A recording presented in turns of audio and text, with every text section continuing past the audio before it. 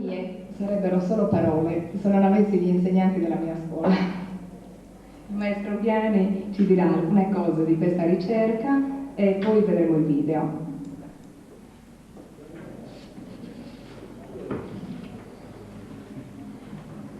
Cercherò di essere breve, anche perché non è il mio forte fare relazioni.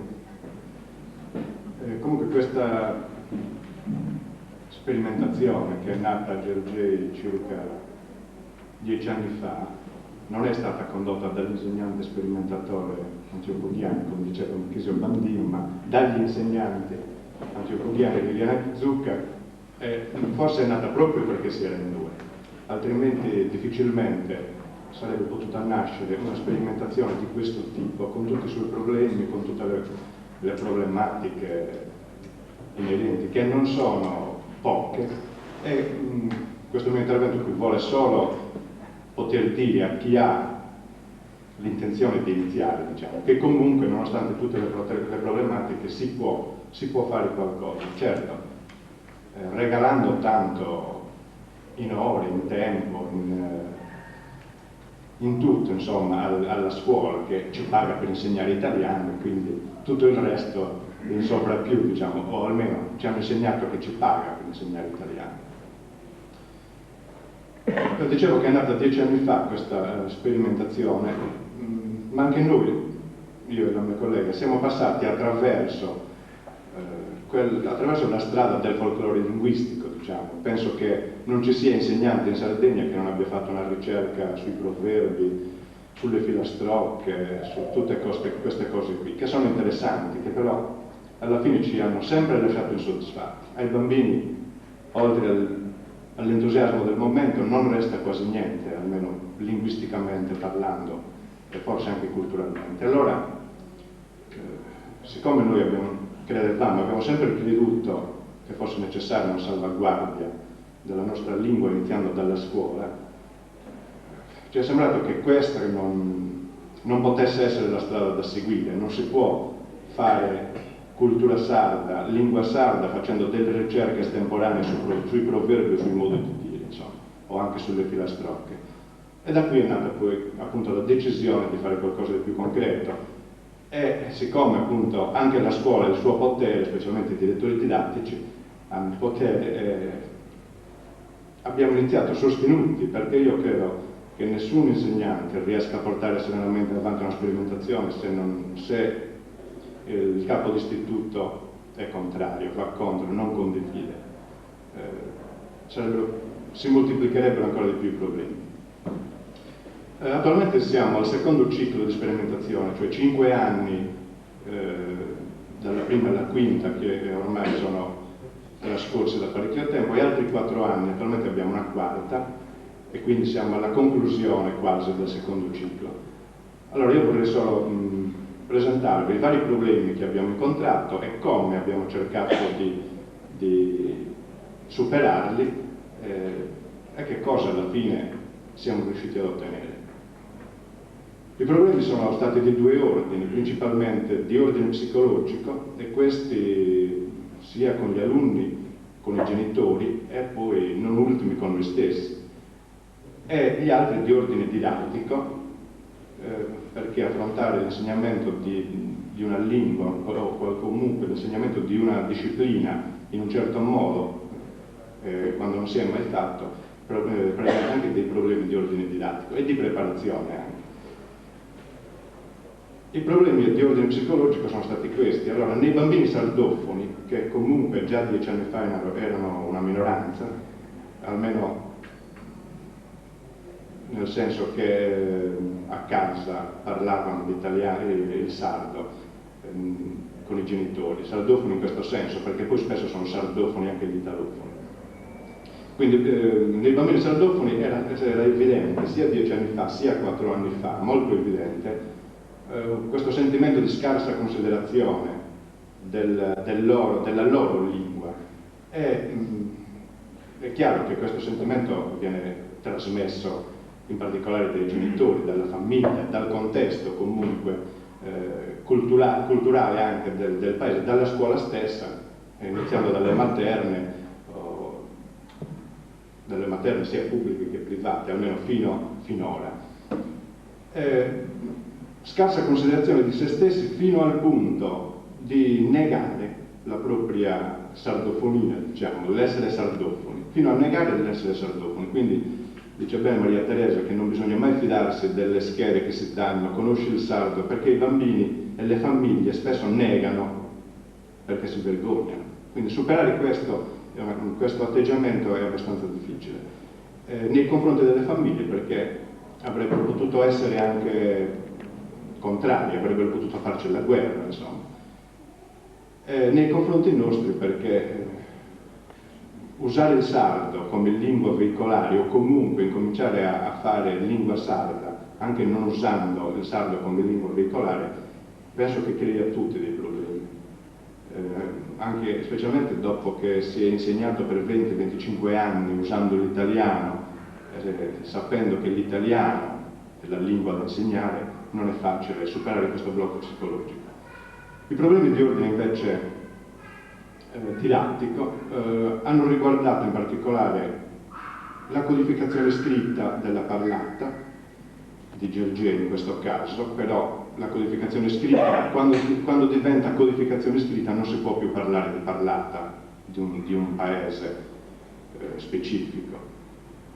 Secondo punto, quanto e che cosa insegnare della nostra lingua, perché questo appunto è legato ai tempi di cui si è parlato anche stamattina, di cui ha parlato Bacchisio Bandino, diceva la dimensione soprattiva dell'insegnamento delle lingue, e questo effettivamente è un problema. Quale didattica appunto, come insegnare la lingua sarda, con quale tipo di didattica, con quella che abbiamo imparato, con quella che abbiamo sempre sperimentato per la lingua italiana, oppure con una didattica nuova. L'uso della lingua sarda per insegnare, questo forse è il punto fondamentale. Usare la lingua sarda per insegnare il sardo in italiano, insegnare il sardo in sardo, insegnare altre discipline in sardo. Abbiamo diciamo, toccato tutti questi punti nella nostra sperimentazione con alterne vicende. E poi i testi da usare per insegnare lingua sarda. Per insegnare lingua di qualsiasi tipo servono dei testi, serve lo scritto oltre che l'orale, è altro problema. E poi i tempi nel senso quanto tempo, considerando che spesso appunto questo tempo viene considerato un furto alle altre attività e alla lingua italiana in particolare. Nella prima sperimentazione avevamo 26 alunni, divisi in 2 classi, per modo di dire, perché poi sia per poter portare avanti il progetto e per altri motivi che qui non sto a precisare, le 2 classi hanno lavorato sempre unite. Di questi 26 alunni 6 erano sardofoni, uno con scarsissima competenza passiva, cioè non capiva neanche abbastanza bene il sardo, e i restanti invece con una discreta o anche buona competenza passiva. Non lo parlavano ma lo capivano in gran parte. Invece la classe con la quale lavoriamo ora, e con la quale stiamo ripetendo appunto la sperimentazione con degli aggiustamenti, con delle modifiche, è composta da 18 alunni. Ora siamo in un tempo pieno, quindi con un po' più di tempo diciamo a disposizione, dei quali 4 sono sardofoni, quindi praticamente la percentuale di sardofoni rispetto a 10 anni fa non è variata di molto. Tutti gli altri con una buona competenza passiva, e ora io direi anche attiva, anzi adesso ci viene il sospetto che magari qualcuno non avesse una competenza passiva in prima, ma forse aveva una competenza di quelli classificati italofoni e invece fossero sardofoni. Comunque non è così, erano italofoni, però diciamo che i nostri bambini nel centro sono ancora immersi in una situazione di lingua sarda, a parte la televisione, a parte le ore in cui la televisione li fa sparire dal contesto, sono ancora immersi, perché i genitori tra di loro in gran parte parlano in sardo, nei negozi si parla in sardo, insomma si parla italiano a scuola alla fine, e la parla la televisione. Tant'è che i nostri bambini, ma credo non i nostri nel senso di Gergè, i nostri bambini della Sardegna che hanno quel famoso serbatoio di concetti e di parole di cui si è parlato stamattina, spesso e volentieri alla prima difficoltà, gli italofoni specialmente, alla prima difficoltà ricorrono subito al termine sardo senza tanti scrupoli, perché i genitori spesso si limitano a dare 50, 60, 100, 200 parole, che comunque sono sempre una minima parte di quel che serve per comunicare decentemente. Gli aspetti psicologici abbiamo tentato di superarli in questo modo. Intanto abbiamo valorizzato, dato molto valore al fatto che i bambini sardofoni avessero una doppia ricchezza, quindi li abbiamo fatti sentire molto importanti e comunque nel momento in cui si faceva la lingua sarda erano loro a dettar legge e quindi questo li faceva sentire abbastanza più sicuri. Comunque non è che in questo modo si superi completamente il senso di vergogna, perché continua. Bisognerebbe che la sperimentazione continuasse poi alle medie, alle superiori, all'università. Purtroppo la nostra sperimentazione si è fermata alla quinta elementare. Un altro modo per superare questo blocco è stato il rapporto che c'era tra noi insegnanti. Noi, tra di noi, anche parlando di scuola, di cose di scuola, di compiti, di fronte ai bambini abbiamo sempre parlato in sardo e quindi hanno capito che non c'era bisogno di lasciarlo fuori. Una volta entrati in aula si poteva portare dentro anche il sardo, lo facevano i maestri, non capisco perché non potessero farlo i bambini. L'altro aspetto era quello del rapporto con le famiglie. A questo siamo stati molto attenti perché farsi fare la guerra dalle famiglie significava smettere prima di iniziare, anzi non iniziare neanche. E quindi abbiamo fatto delle assemblee proprio in prima, abbiamo discusso con i genitori e abbiamo prospettato i vantaggi di un'educazione bilingue, cioè l'abbiamo presentata, come diceva Battisio Bandino stamattina, come un'operazione dono, cioè il vantaggio è essere bilingui, non essere monolingui. Qualcuno diceva in un'altra riunione di questo tipo, dice, ma se uno ha 2 portafogli mica ne butta uno, se li tiene tutti e 2. Allora abbiamo cercato di far capire questo ai genitori. Se i vostri figli hanno la possibilità di avere 2 portafogli, ma perché volete buttargliene via uno?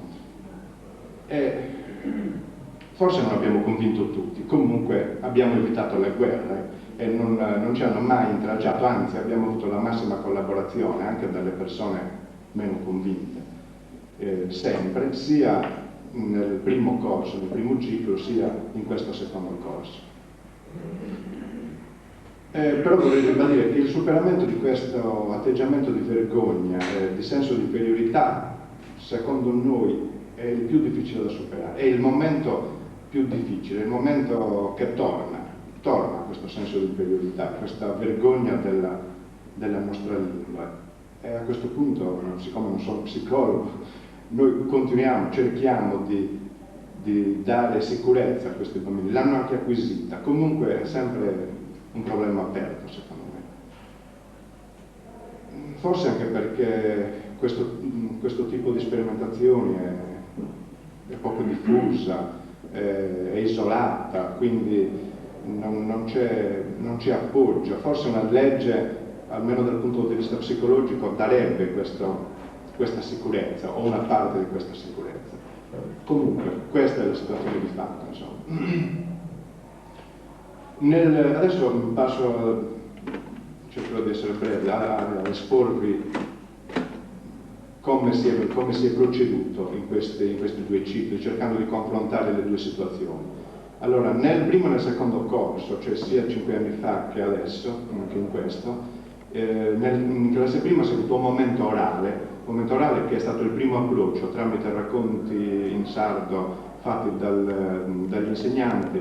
La mia collega è una brava fabulatrice, quindi riusciva a coinvolgerli, e poi delle persone anziane, in particolare di una zia, diciamo, che veniva tutte le settimane a raccontarci qualcosa in sardo del suo vissuto o delle storie che conosceva in gran quantità. Questo è stato il primo momento, il momento di approccio, diciamo, per far capire ai bambini che non c'era il rifiuto verso il sardo. E poi il momento orale serviva anche per abituarli, anche se, ripeto, sono immersi, però sentire parlare una donna, raccontare a getto continuo è diverso dal sentire le botte e risposte in negozio o a casa, insomma. Invece, nella classe prima attuale, a questo momento orale di racconto, si è aggiunto un momento un po' più importante, diciamo. C'è stato un momento in cui si sono ripresi i giochi tradizionali. Guarda caso, nella cassetta di stamattina c'era su Conte Builitta, che anche noi abbiamo preso perché è un racconto che ci è servito per riaffermare, per consolidare i concetti spazio-temporali, diciamo. Ecco, sui concetti spazio-temporali ma anche matematici abbiamo battuto molto in sardo, cioè il prima, il dopo, il davanti, il dietro, il destra, il sinistra, settimana, mese, anno, stagione. Questo è avvenuto a livello orale, quando ancora i bambini non erano in grado di scrivere, sia in lingua italiana e sia in lingua sarda. Quindi abbiamo fatto, si dà molto spazio adesso in prima e anche alla materna al consolidamento di questi concetti spazio-temporali o topologici, temporali e matematici. Ecco, noi l'abbiamo fatto in tutte e due le lingue. Poi in seconda, col primo ciclo, a un certo punto ci è sembrato che fosse arrivato il momento per iniziare a scrivere. Allora prima abbiamo lasciato i bambini liberi di scrivere senza regole, poi abbiamo dato degli esercizi mirati, parole o gruppi di parole che fossero mirate ad aprire una discussione sulla necessità di arrivare a un codice di scrittura. Il fatto stesso che la nostra parlata, pur vicina a quella di Gergé, fosse diversa, al nostro intendo degli insegnanti, fosse diversa da quella dei bambini del paese dove noi insegniamo, già poneva il problema. Però poi abbiamo fatto delle unità che mirate, allora parole scritte da 10 bambini, 4 modi diversi necessitavano di una regolamentazione. E non c'è stata nessuna resistenza da parte dei bambini ad accettare delle regole, cioè a scrivere dei suoni che in italiano non esistevano o che comunque loro pronunciavano in un determinato modo. Questo però alla fine della in seconda, diciamo. In questo periodo tutta la discussione e l'insegnamento avveniva in lingua italiana, cioè gli insegnanti usavano la lingua italiana anche quando insegnavano sardo. Chiaramente il sardo lo usavano, ma il momento della spiegazione avveniva in italiano. Invece in quest'ultimo ciclo, appena i bambini hanno acquisito la tecnica della lettoscrittura, che per ovvi motivi insomma, abbiamo scelto di fare in italiano, appena però hanno acquisito la tecnica della lettoscrittura in italiano, siamo passati subito anche alla lettoscrittura in sardo, portandoli immediatamente alla conoscenza di quei suoni e di quella convenzione, sempre con la discussione, una convenzione di scrittura che era necessaria per poterci capire, diciamo. Quindi in questo ciclo abbiamo iniziato subito, fin dalla prima, e abbiamo iniziato subito, fin dai primi giorni, a usare il sardo come lingua veicolare, cioè insegnare il sardo in sardo. Mentre nell'altro ciclo abbiamo iniziato in quarta, e non su nostra iniziativa, ma su iniziativa dei bambini. Cioè, arrivati a un certo punto in quarta, i bambini hanno detto, ma insomma, voi ci fate tanti discorsi sul sardo, sulla lingua sarda, e poi fate lezioni in italiano, perché a quel punto ci hanno costretto a superare la nostra resistenza psicologica a usare il sardo per insegnare. E non è che noi insegniamo sempre, continuamente e completamente in sardo.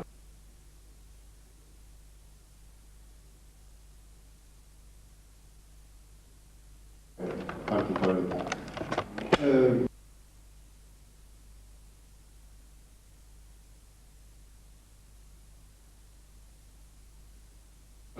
l'insegnamento non formale, diciamo, il più informale. Siccome siamo in tempo pieno, abbiamo la mensa, abbiamo dei momenti in cui ci sono momenti non di lezione, in cui i bambini hanno un approccio diverso con l'insegnante. Ecco, anche in quei momenti i bambini hanno imparato che possono usare il sardo tranquillamente e lo usano anche i non sardofoni, cioè se noi chiediamo qualcosa in sardo, loro rispondono in sardo e viceversa, insomma. Come lavoro, come didattica, diciamo, la didattica è stata quella della lingua italiana. Abbiamo usato praticamente le stesse tecniche che si usano per l'insegnamento dell'italiano, lettura come comprensione dei testi, uso di semplici diclozze, testi bucati, la rielaborazione di testi per arrivare alla discussione sulla struttura, sulla struttura della lingua, insomma, sulle diverse parti, quindi, e qui naturalmente c'è il confronto con la lingua italiana. E poi la produzione scritta. La produzione scritta, anche qui nel primo corso è arrivata molto tardi, è arrivata in quarta, in terza, quarta, mentre invece in questo corso è arrivata quasi subito, perché avendo iniziato dalla prima poi sono state subito in grado di produrre, certo con delle difficoltà, ma comunque di produrre.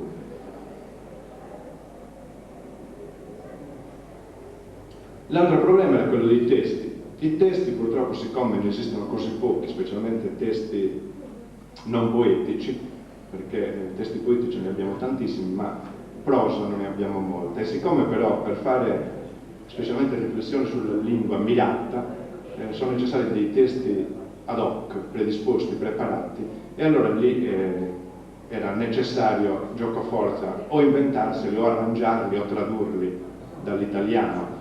E quindi questo è stato un momento abbastanza laborioso, un lavoro doppio, perché bisognava preparare i testi per la lingua italiana ma anche quelli per la lingua sarda, e per di più questi non si potevano ritrovare sfogliando le varie riviste o le varie guide, ma bisognava produrseli direttamente.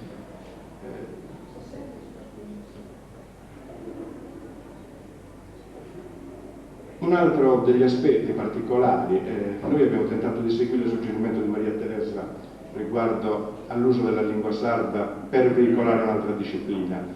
Fra le proposte di Maria Teresa Catte c'è una che dice tentare, per esempio, di insegnare una disciplina, un'altra disciplina, non l'italiano, non il sardo, in lingua sarda. Allora qui abbiamo incontrato grossissime difficoltà. Abbiamo sviluppato alcune unità didattiche di geografia o di storia o di scienze, però poche, perché qui si incontra il problema dei termini tecnici.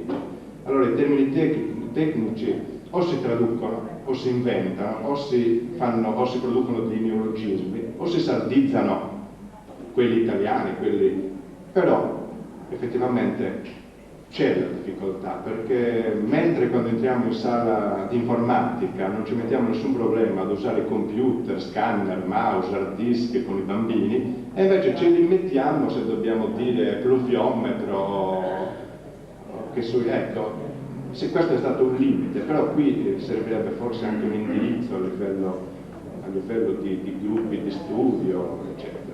Comunque c'è stato, e comunque è produttivo, anche se noi abbiamo limitato le unità didattiche, anche per questioni di tempo, il riscontro c'è stato.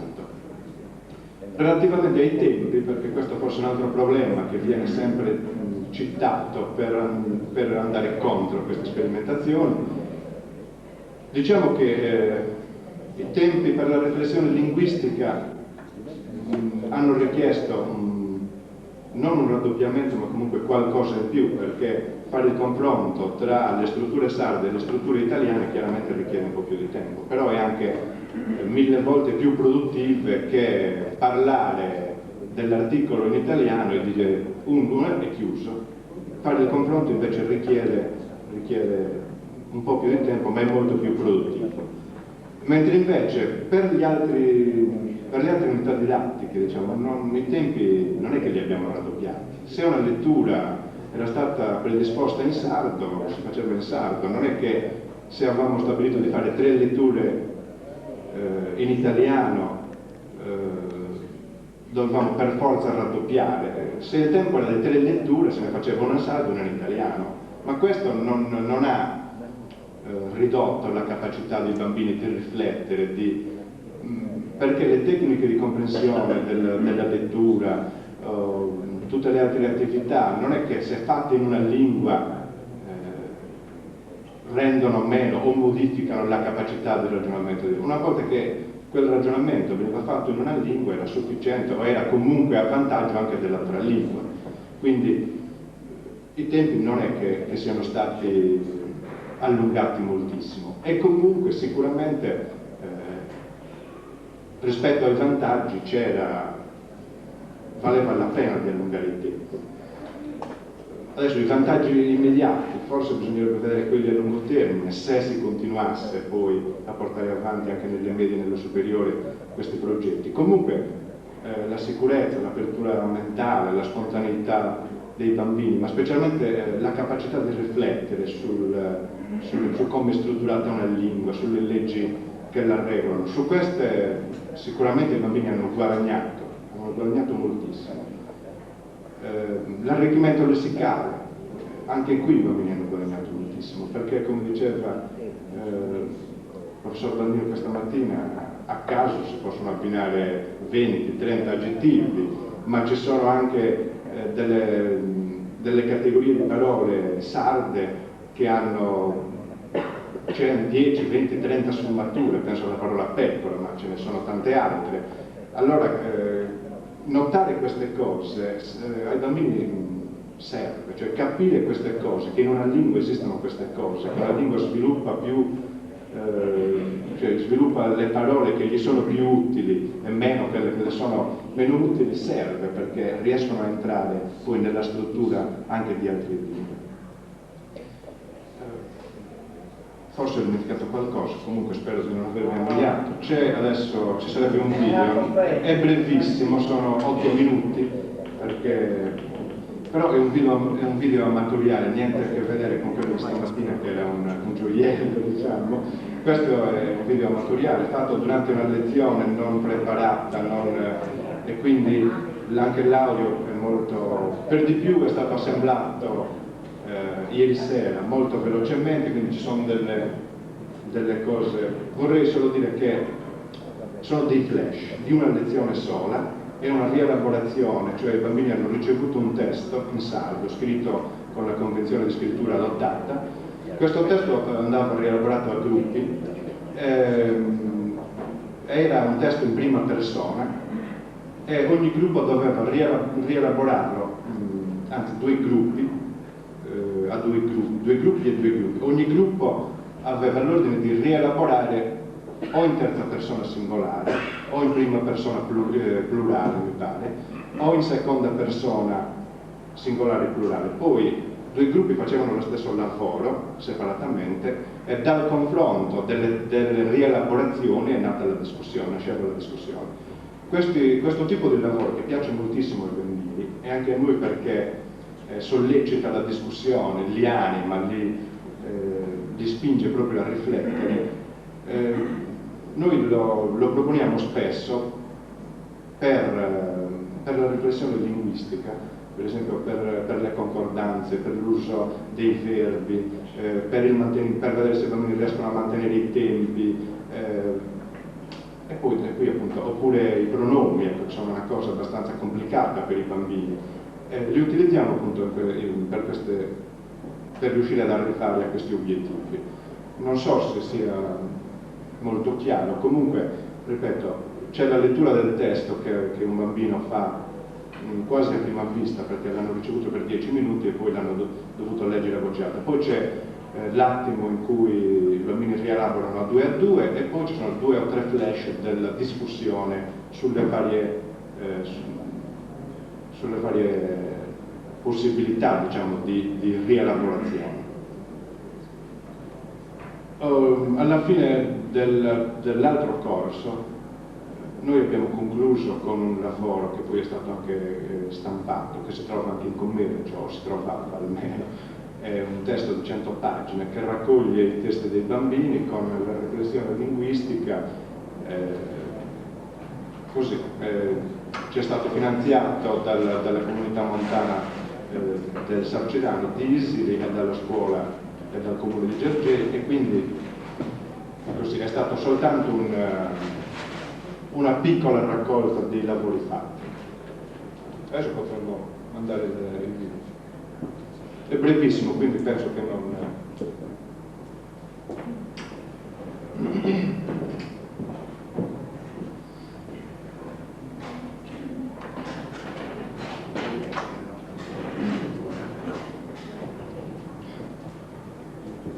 Il titolo di questo libro è Scriendo e giocando, un modo per imparare a usare a scuola elementare, poi è stato illustrato da una pittrice di Nuri molto brava.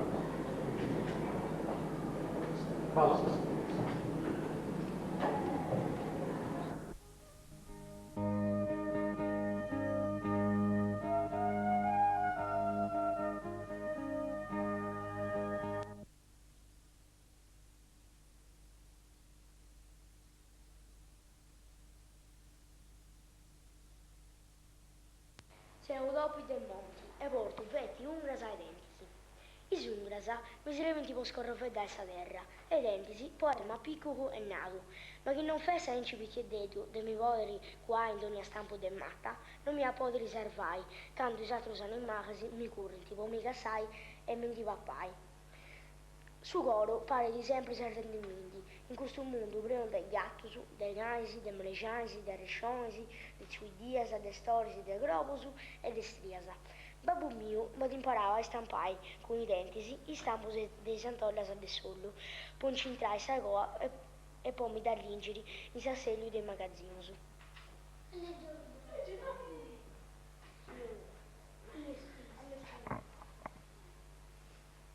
Da pesciare, ma de pesca da scrivere su contigetto.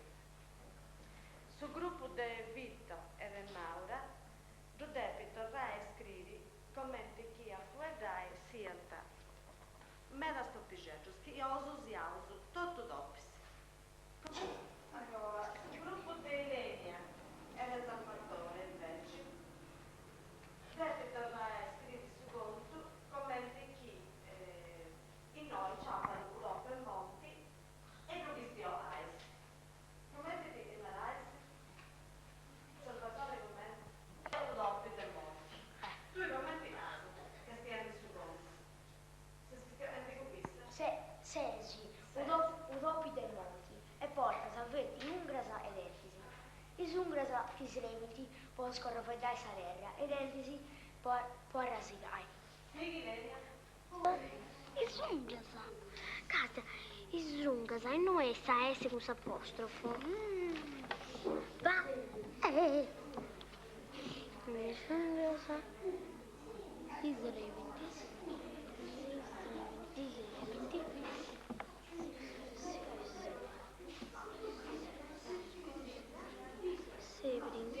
Sreviti, papà.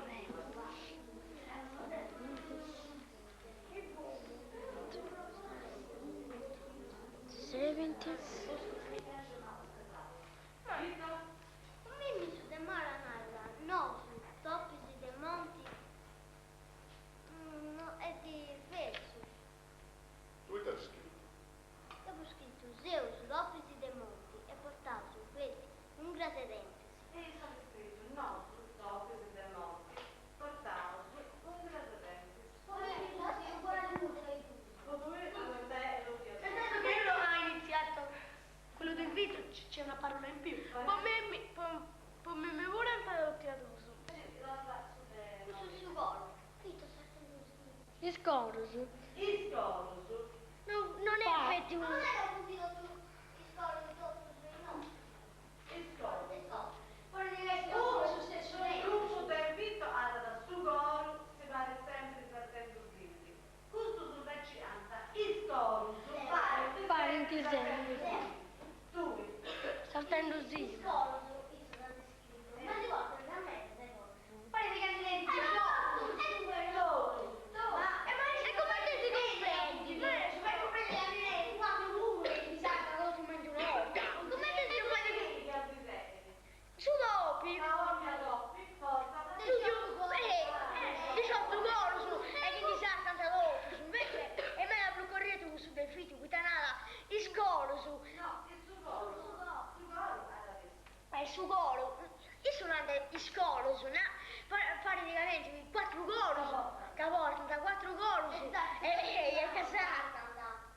disarta da sa piccola è nata ma che non fesse da ICVT pitiededdu desibodi di guai in ogni stampo non sia da appori salvaricando esatto os animais do gurri do caçai e si do affari. Tu pensi altra cosa, non te ne sei raccattato. No. Mi pare. E ha tirato il muro. E su Arara. Ma ecco, non ha tirato sta matta. Poi da Giuseppe. In ogni stampo è matta. Non si può qua se non esistava tutto armato, non ce ne esistava nessuno. Ma voi In tutto lo stampo. Ma non la sentite sta matta. E quindi lui ha pensato che bisognava donde tu ti dai. Poi, proprio questo per spiegare che ci vuole entrare in mia stanza. Che si mata sulla strada. C'è anche un presidente, già usciti sta gente che si dopo entrare ogni allora. E che non si rientra? Fai finta che noi vedi qualcuno che non è mai più dopi, nella dopi, quasi nella dopi, non riuscite manco mai. Che vedi nasa in ogni stampa è matta, pensa a San Matta, che due si stanno vicini, dove vuoi entrare fatti in voi. Invece, mentre stampo del suo muro, noi non puoi entrare che ci punti spoliziotto su vario. Poi lì si vuole entrare in ogni gioco, ma che tu la sta lavorando, si comprende che la vuoi entrare. No, ma che non uscire, non tu vuoi comprendere. Poi pensa, la vedi a San Matta per un momento. In un elemento che incinta da sto dopo, lei c'è posto a Matta e c'è posto San Matta. E in altro di me San Matta, vuol dire me San Matta è in altro luogo puro. Non da comprendere, Alessandro. Ma guarda là.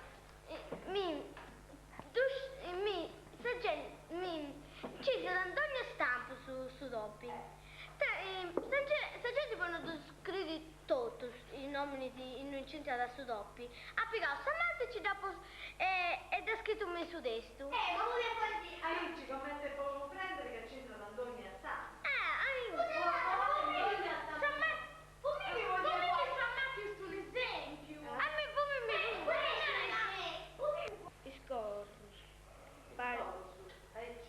Scorus, paniti sempre sartendi in questo mondo, prenu de gatos, de manis, de mejanze de Scorus va. Iscorus. Parenti sempre sartendi in questo mondo. Sembrano che parenti che